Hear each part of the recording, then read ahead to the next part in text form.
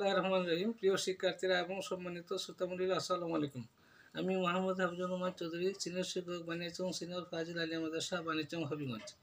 আজ আমি আপনাদের সামনে আমার স্বলিখিত একটি কবিতা আবৃত্তি করছি। কবিতাটির নাম পবিত্র ঈদুল আজহা এবং কুরবানি।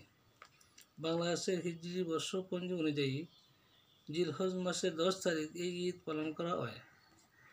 ঈদুল আজহা ইসলাম ধর্মের দ্বিতীয় বৃহত্তম উৎসব। ধর্মীয় বিধান অনুযায়ী এই ঈদে পশু কুরবানি করা হয় বলে সকলের নিকট কুরবানির ঈদ নামে পরিচিত। এই ঈদের সামর্থ্য অনুসারে মুসলমানরা কুরবানি করে থাকেন। আল্লাহ তাআলার প্রতি হযরত ইব্রাহিম ইসলামের অপার আনুগত্য, তার সন্তুষ্টির জন্য নিজ ছেলেকে কুরবানি করতে উদ্যত হয়ে সর্বোচ্চ আত্মত্যাগের যে নিদর্শন স্থাপন করছেন, তাতে সন্তুষ্ট হয়ে মহান আল্লাহ মুসলিম জাতির জন্য কুরবানি ওয়াজিব করে দিয়েছেন।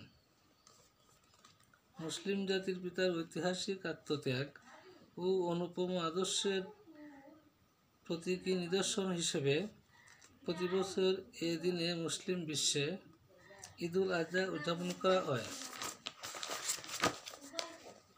ইসলামী পরিভাষায় কুরবানি হলো একমাত্র আল্লাহর নৈকট্য ও সন্তুষ্টি লাভের উদ্দেশ্যে নির্দিষ্ট সময়ে তারই নামে নির্দিষ্ট পশুকে জবাই করা।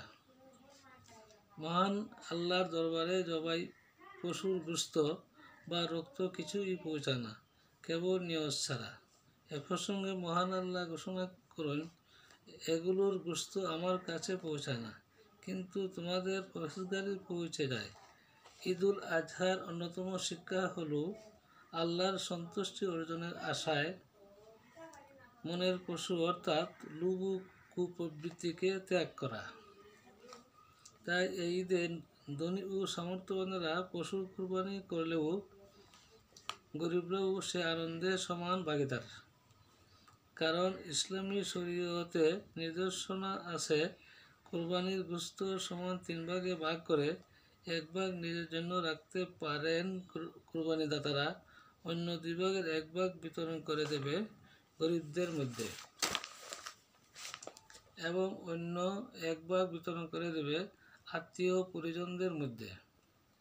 এভাবেই নিজের ক্রয় করা পশুর গোশত বিতরণের মাধ্যমে লোভকে ত্যাগ করে আত্মত্যাগের উদাহরণ স্থাপন করেন ধর্মপ্রাণ মুসলমানেরা। তথ্যসূত্র নিজস্ব প্রতিবেদক 16/06/2024 ইংরেজি সাল, বাংলাদেশ প্রতিদিন। প্রিয় শিক্ষার্থীরা এবং সম্মানিত শ্রোতামণ্ডলী, আমি আমার কবিতাটি আবৃত্তি করেছি। আপনাদের যদি আমার আবৃত্তি ভালো লাগে, আশা করি মনোযোগ সহকারে শুনবেন এই আশা রেখে এবং সবশেষে আপনাদেরকে আবারও সালাম জানিয়ে আমি আমার আবৃত্তি এখানে শেষ করছি। আসসালামু আলাইকুম ওয়া রাহমাতুল্লাহি ওয়া বারাকাতুহু।